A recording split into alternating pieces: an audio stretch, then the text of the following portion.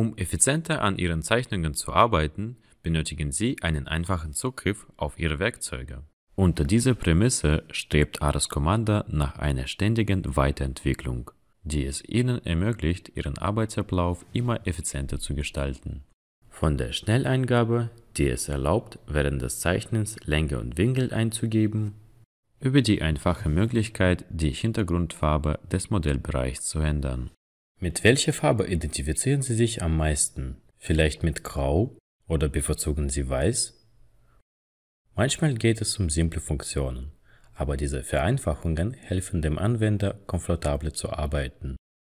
In Aras Commander wurde die Benutzeroberfläche nun um die kontextabhängige Ribbons in der Multifunktionsleiste erweitert, die automatisch die richtigen Werkzeuge für das Ändern bestimmter Elemente anbieten. Zum Beispiel für Bemaßungen oder auch um eine Schraffur schnell zu bearbeiten.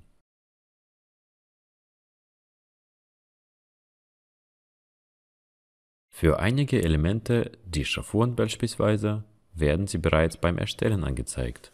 Die Registerkarten mit den integrierten Funktionen ersetzen nun die bisher bekannten Dialogfenster.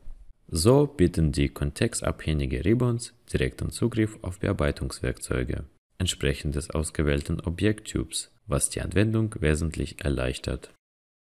Die gemachten Änderungen werden in Echtzeit übernommen, während kein Dialogfenster mehr den Grafikbereich blockiert. Wenn wir beispielsweise eine externe Referenz auswählen, wird das entsprechende kontextabhängige Ribbon eingeblendet.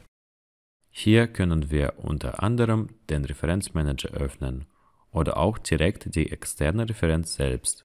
Auch wenn wir ein Bild auswählen, werden uns spezifische Funktionen für dieses Element angeboten.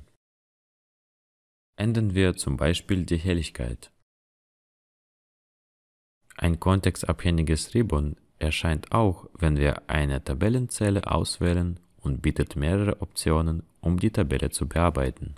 Bei der Auswahl einer eingefügten DGN-Datei oder einer PDF-Datei wird ebenfalls ein spezifisches Ribbon eingeblendet. Wir können uns beispielsweise ansehen, welche Layer in diesem eingebetteten PDF enthalten sind. Unter den Beschriftungselementen finden wir kontextabhängige Ribbons zusätzlich zu den Bemaßungen. Auch für Führungslinien, Multiführungslinien und Toleranzsymbole.